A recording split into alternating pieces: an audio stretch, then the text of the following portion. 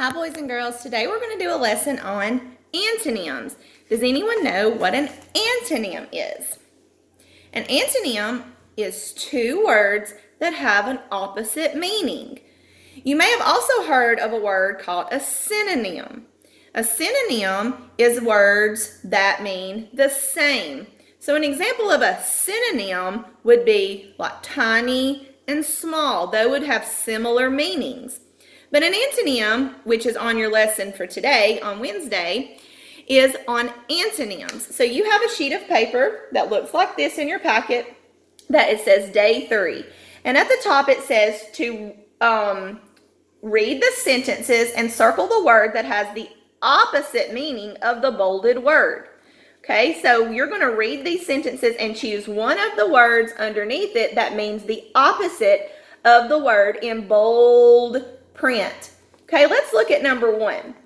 The tiny mouse ran away. And then you have 4 choices: small, cute, and huge. Now, the bolded word is tiny. And we already said that an antonym is a word that has an opposite meaning.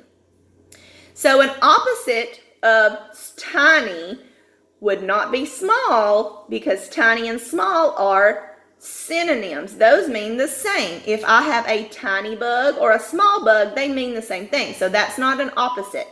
Okay, cute. The opposite of tiny is not cute, but it would be huge. Huge means it's something really, really large or really, really big. So huge and tiny would be antonyms. So I would circle the word huge. You're going to complete this activity on 2 through 6, choosing the word that would mean the opposite of the word that is in bold.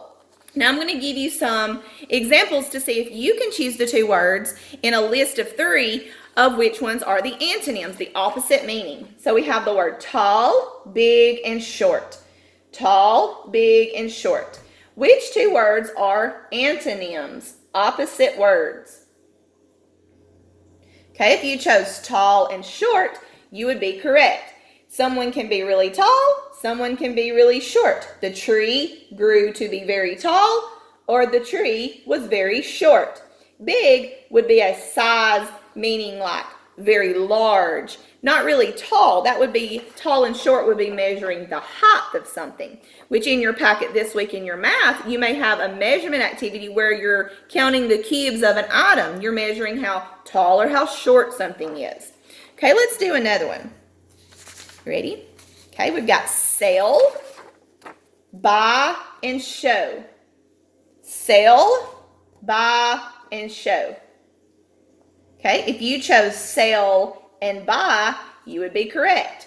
You go to a store where people are selling things. I want to sell my bike because I don't need it anymore. Or I need to be looking for a bike to buy or to purchase. So those would be opposite meanings. You're either getting it, gaining it, or you're giving it away, or someone's paying you for it.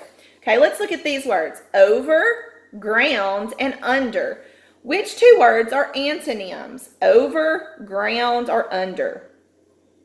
If you chose over and under, you would be correct.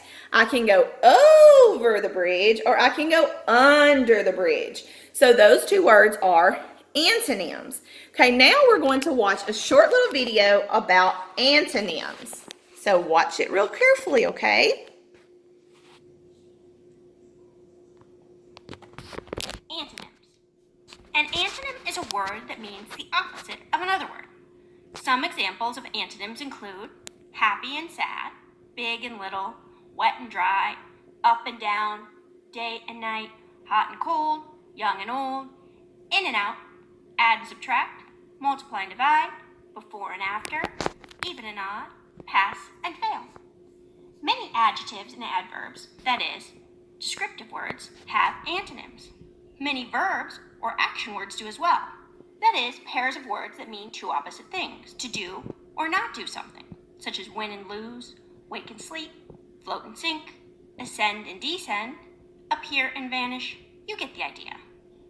Sometimes antonyms are completely different words, but sometimes they're just that word with a prefix, or a little part added on at the beginning.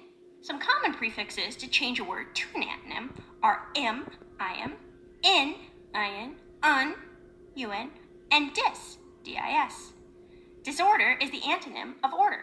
Incomplete is the opposite of complete. Unauthorized is the opposite of authorized. Impolite is the antonym of polite. But remember, that doesn't mean that every word that starts with those prefixes is an antonym. We could continue listing antonyms, but instead I think we'll stop. Hey, continue and stop is another set of antonyms. So I hope you enjoyed that video and you have a great understanding of what an antonym is. Remember, an antonym are two words that have the opposite meanings. So today, besides your assignment that you have to do in your work packet, walk around your house and see if you can find some opposites, some antonyms. Maybe girl and boy, or man and woman, or inside and outside, hot and cold. So see how many antonyms you can find today. Have fun. We miss you. Goodbye.